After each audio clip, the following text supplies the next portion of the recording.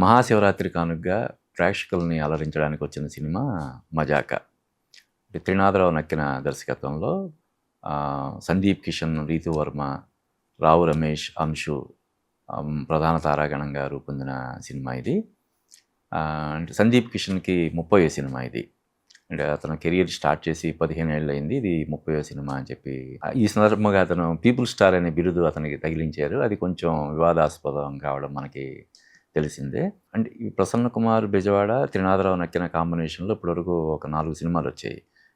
'Cinema చూపిస్తా మామ', 'నేను లోకల్', 'హలో గురు ప్రేమ కోసమే', తర్వాత 'ధమాకా'. ఇది మళ్ళీ వాళ్ళ కాంబినేషన్‌లో. తర్వాత 'ధమాకా' తర్వాత అంటే 'ధమాకా' తర్వాత ప్రసన్న కుమార్ 2, 3 సినిమాలు చేసినట్టున్నాడు.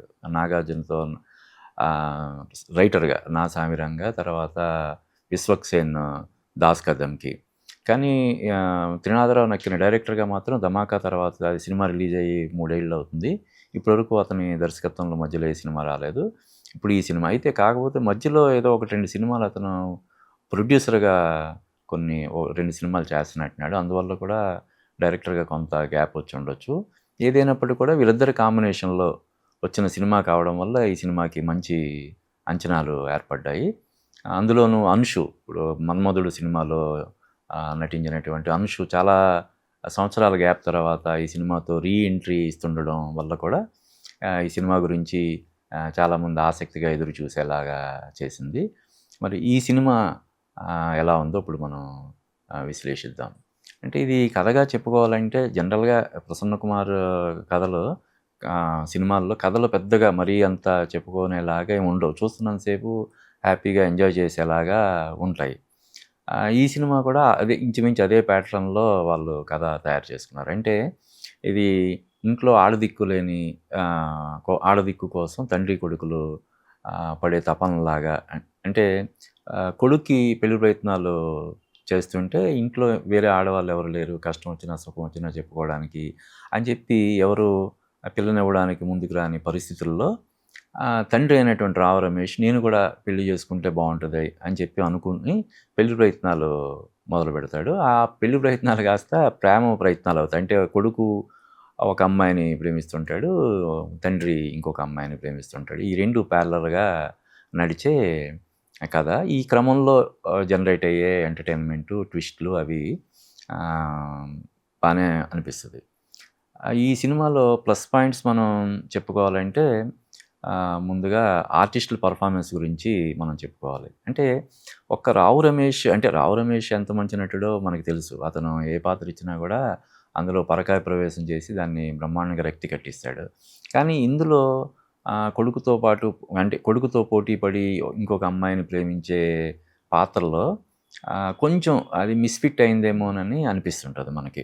అక్కడక్కడ కొన్ని సీన్స్ హిలేరియస్ అనిపించినా కూడా ఓవరాల్‌గా రావు రమేష్ ఈ పాత్రలో అంతగా ఒదగలేకపోయాడని చెప్పి మనకనిపిస్తది. అది మినహాయిస్తే ఆర్టిస్టుల పర్ఫార్మెన్స్ బావుంటది. అలాగే ప్రొడక్షన్ వాల్యూస్ కూడా అంటే చాలా సీన్స్ అన్నీ కూడా మంచి కలర్‌ఫుల్‌గా బావుంటాయి. ప్రొడక్షన్ వాల్యూస్ పరంగా ఈ సినిమాకి మనం ప్లస్ పాయింట్‌లో యాడ్ చేయొచ్చు. అలాగే ఈ అక్కడక్కడ Prasanna Kumar mark punch dialogues కూడా ఆకట్టుకుంటాయి. అలాగే ఇంటర్వెల్ ట్విస్ట్ కూడా మంచి ఇంట్రెస్టింగ్‌గా ఉంటది. క్యూరియాసిటీ పెంచేలాగా ఉంటది. అదొకటి ప్లస్ పాయింట్ కింద మనం చెప్పొచ్చు. ఇక మైనస్ పాయింట్స్ అంటే ఈ తండ్రి కొడుకుల మధ్య బాండింగ్ విషయంలోనూ అలాగే అంటే ఈ తండ్రి కొడుకులిద్దరూ ప్రేమించే ఇది మేనత్త, మేనకోడల్ని ప్రేమిస్తారండి. మేనత్తని తండ్రి ప్రేమించడం, మేనకోడల్ని కొడుకు ప్రేమించడం అనే నేపథ్యంలో జరిగే కథ ఇది. మళ్ళీ ఈ మేనత్తకి ఈ ఎవరైతే మేనత్తని ప్రేమించే తండ్రి పాత్ర ఉందో వాళ్ళిద్దరికీ ఫ్లాష్ బ్యాక్‌లో ఒక ఇది లవ్ లాగా ఉండడం అనేది ఉంటది. దాన్ని ఎస్టాబ్లిష్ చేయడంలో గానీ, ఆ క్యారెక్టర్స్‌ని డిజైన్ చేయడంలో గానీ ఇంకా శ్రద్ధ తీసుకొని ఉంటే బాగుండని చెప్పి మనకి అనిపిస్తది. అలాగే ఏదైనా ఒక సినిమా విజయంలో మ్యూజిక్ అనేది చాలా కీలక పాత్ర పోషించడం మనకు తెలుసు. ఏదైనా సినిమా మ్యూజికల్‌గా హిట్ అయితే, సాంగ్స్ హిట్ అయితే సినిమా కూడా దాదాపు సగం హిట్ అయినట్టే. సినిమాకు ముందే సగం హిట్ అయినట్టే అని చెప్పి మనం చెప్తుంటారు. కానీ ఈ సినిమాకొచ్చేసరికి 'జేమ్స్ లియాన్' మ్యూజిక్ 1, 2 పాటలు క్యాచీగా ఉండడం మినహాయిస్తే అంటే బ్యాక్‌గ్రౌండ్ స్కోరు క్రెడిట్ కూడా వేరే వాళ్ళకిచ్చారు.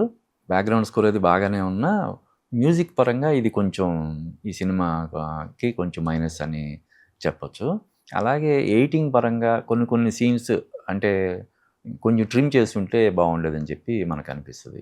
అలాగే ప్రీ క్లైమాక్స్, క్లైమాక్స్ కూడా మరీ అంతగా ఆకట్టుకునేలా కాకుండా మామూలుగా ఉండడం అనేది ఇదన్నమాట. ముఖ్యంగా ఇందాక నేను చెప్పినట్టు వీళ్ళిద్దరి కాంబినేషన్‌లో 'ప్రసన్న కుమార్', 'త్రినాథరావు నక్కిన' కాంబినేషన్‌లో వచ్చిన గత సినిమాలన్నీ కూడా మంచి అంటే 'హలో గురు ప్రేమ కోసమే' మరీ బ్లాక్ బస్టర్ కాకపోయినా పర్వాలేదు.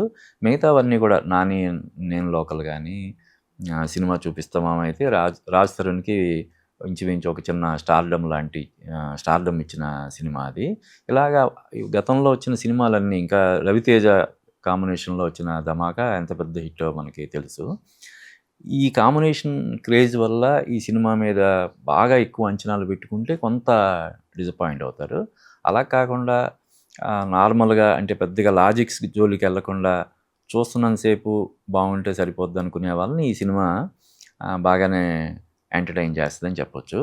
అలా కాకుండా కొంచెం లాజిక్స్ అది ఇది అని చెప్పి కొంచెం ఆ చాదస్తం అదే ఉన్న వాళ్ళకి అంతగా కనెక్ట్ అవ్వకపోవచ్చు. కాకపోతే ఇందాక నేను చెప్పినట్టు ఇది ఈ సీజన్ కొంత అడ్వాంటేజ్.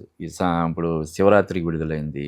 తర్వాత మధ్యలో గురువారం మినహాయిస్తే తర్వాత మళ్ళీ 3 రోజులు వీకెండ్ ఉంటది. లాంగ్ వీకెండ్ ఈ సినిమాకి అడ్వాంటేజ్ అయ్యే అవకాశం ఉంది. అలాగే ఈ వారం విడుదలైన సినిమాల్లో ఇదే పెద్ద సినిమా కావడం కూడా ఈ సినిమాకి కొంచెం అడ్వాంటేజ్. అంటే ఇప్పుడు సంక్రాంతికి వస్తున్నాం. తర్వాత తండేలు తర్వాత మళ్ళీ ఇప్పుడు ఎవరైనా సినిమా చూడాలంటే ఇప్పుడు ఈ ఆప్షన్ ఇదొక సినిమానే ఉంటది కాబట్టి, ఆ రకంగా కూడా దీనికి అడ్వాంటేజ్ ఉంటది. ఓవరాల్‌గా ఈ సినిమాకి నేనిచ్చే rating 2.75/5. Please do subscribe to Telugu Rajyam channel. Please do subscribe to Telugu Rajyam channel.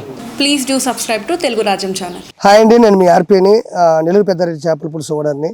మీరు తెలుగు రాజ్యం అనే ఈ యూట్యూబ్ ఛానల్ సబ్స్క్రైబ్ చేసుకుని మంచి మంచి వీడియోలతో వస్తారు. Thank you so much.